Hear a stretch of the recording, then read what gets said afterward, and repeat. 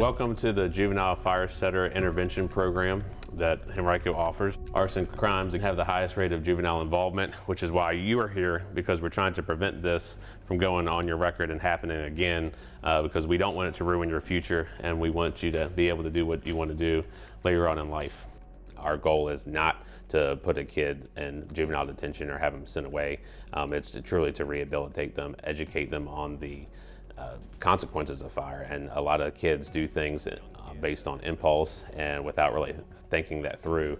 And this program is to kind of give them that 360 view of their decisions and how it affects them and others. Kids under 18 account for over half of all of the arson fires set in the United States. So that's a significant amount of juveniles that are involved in such a serious crime. Young kids that are in middle school, elementary school, or even high school certainly don't understand the effects of fire behavior. So we know that fire is extremely dangerous, and once you see flames, the fire doubles every 30 seconds. The Juvenile Fire Intervention Program now is tremendous. It truly makes a difference, and we're fortunate that it's supported not only by the Division of Fire, but the other county agencies, the court systems, and then some of our outside resources, such as down at VCU and the Burn Center down there. The Evans Haynes Burn Center at VCU Health has a rich history. It was started in 1947. It's actually the first civilian burn center in the United States. When you're in the burn center, you get to see that there's a lot of people who have their lives affected that's permanent, that it's more than just scars. There's pain, there's anxiety, there's whole families that get affected. So they really get exposure to that, but in a way that we think is educational, that's supportive, that helps them to learn and grow.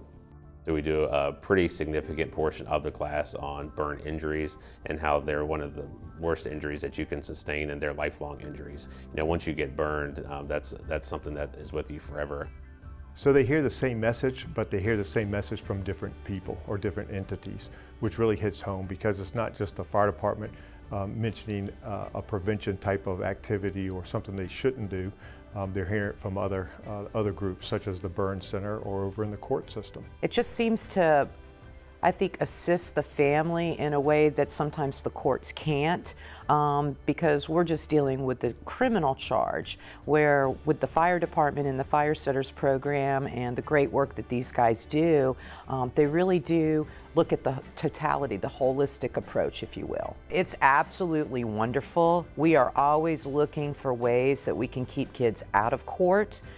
So with what they do and all the work that they put into it before they even send us the referral is immensely helpful. So our decisions can be done quickly, and we can get these kids into services before something else happens that could be even more devastating than what they've already done. Recidivism is very low. At least that's been my experience. They do not reoffend.